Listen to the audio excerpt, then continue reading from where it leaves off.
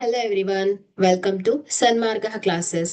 ತ್ರಿಭುಜಗಳು ಅಧ್ಯಾಯದ 9ನೇ ಪ್ರಶ್ನೆಯನ್ನ ಗಮನಿಸಿ. ದತ್ತ ತ್ರಿಭುಜ ಡಿಇಎಫ್ ಅಲ್ಲಿ ಕೋನ D is equal to 45 degree ಆದರೆ ಕೋನ ಇ ನ ಅಳತೆಯನ್ನ ಕಂಡು ಹಿಡಿಯಿರಿ. ಓಕೆ, ಸೊ ಇಲ್ಲಿ ಕೋನ ಡಿ ಅನ್ನ ಕೊಟ್ಟಿದ್ದಾರೆ, ಎಷ್ಟು? 45 ಡಿಗ್ರಿ. ಓಕೆ, ಸೊ ಇಲ್ಲಿ ನೋಡಿ ಗೆರೆಯನ್ನ ಎಳೆದಿದ್ದಾರೆ. ಏನನ್ನ ಡಿನೋಟ್ ಮಾಡುತ್ತೆ? ಇದು ಈ ಎರಡು ಬಾಹುಗಳು ಸಮನಾಗಿದೆ ಅಂತ. ಸೊ ಹಾಗಾದ್ರೆ ಇಲ್ಲಿ ಈ ಎರಡು ಬಾಹುಗಳು ಸಮನಾಗಿದ್ರೆ ಅದರ ಎದುರಿಗಿರುವಂತಹ ಕೋನಗಳು ಸಮನಾಗಿರುತ್ತೆ. ಸೊ ಹಾಗಾಗಿ ಇದೊಂದು ಸಮದ್ವಿಬಾಹು ತ್ರಿಭುಜ ಆಗುತ್ತೆ.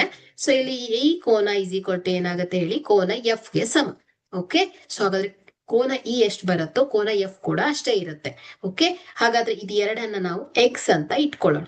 ಓಕೆ, ಸೊ ಇಲ್ಲಿ ತ್ರಿಭುಜದ ಒಳ ಕೋನಗಳ ಮೊತ್ತ ಏನಿರುತ್ತೆ? 180 ಡಿಗ್ರಿ. ಸೊ ಹಾಗಾದ್ರೆ ತ್ರಿಭುಜ ಡಿಇಎಫ್ ನಲ್ಲಿ ಸೊ ಕೋನ ಡಿ ಪ್ಲಸ್ ಕೋನ ಇ ಪ್ಲಸ್ ಕೋನ ಎಫ್ ಈಸ್ ಈಕ್ವಲ್ ಟು ಏನ್ ಹೇಳಿ? 180 degree.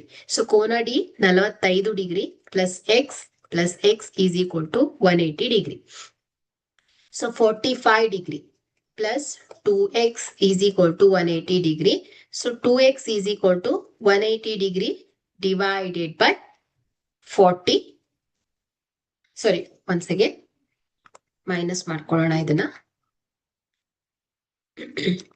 So 2x is equal to ಏನಾಗತ್ತೆ ಹೇಳಿ? 180 degree minus 45 degree.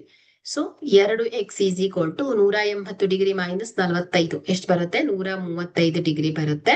So x is equal to 135 degree divided by 2. So 2 1 2, 2 6 12, 1 remainder ಉಳಿಯುತ್ತೆ, 15 ಆಗುತ್ತೆ. 2 7 14.25 10 ಅಂದ್ರೆ ಎಷ್ಟಾಯ್ತು? X is equal to 67.5 degree ಆಗುತ್ತೆ.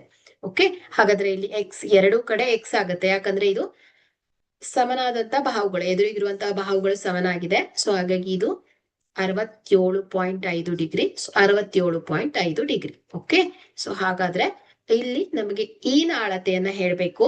ಹಾಗಾದ್ರೆ ಈ ನ ಅಳತೆ ಏನ್ ಹೇಳಿ? 67.5 ಡಿಗ್ರಿ ಆಗತ್ತೆ.